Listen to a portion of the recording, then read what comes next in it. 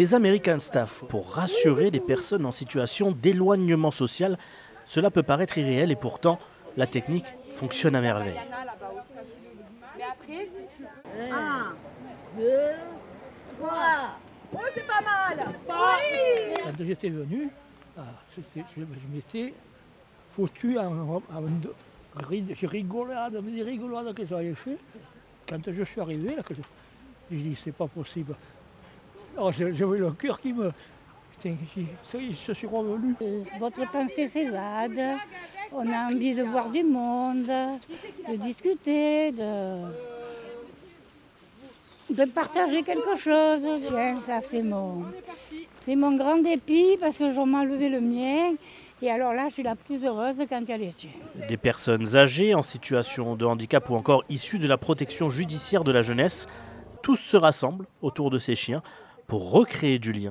Et tout cela grâce à Gaëlle, une éducatrice canine passionnée à l'énergie impressionnante. On regarde pas sous la jupe de Daniel. Josette, pensez plot, visualisez le plot, vous êtes un plot. Ok?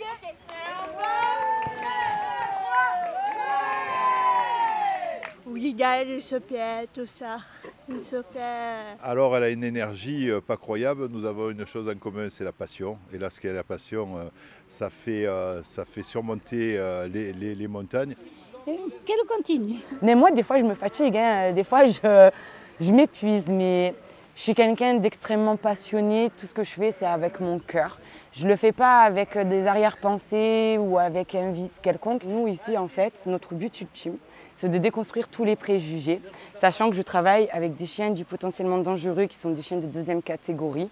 Donc si on prend l'exemple avec les jeunes du CEF de Montfavet, le point commun avec la représentation de dangerosité entre mon chien et ce public.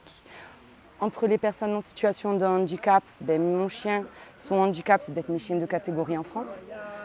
Et auprès des personnes âgées, la rupture affective et sociale, parce que mes chiens font peur. Et le but ici, c'est de profiter, de partager, d'être dans la bienveillance, la solidarité et surtout l'entraide. C'est donc plusieurs fois dans l'année que Gaëlle organise des journées à l'image de ces Olympiades pour réunir des personnes qui ne se seraient probablement jamais croisées. Et tout cela grâce à ces chiens dits dangereux, mais dont le seul danger semble être de ne pouvoir s'en détacher.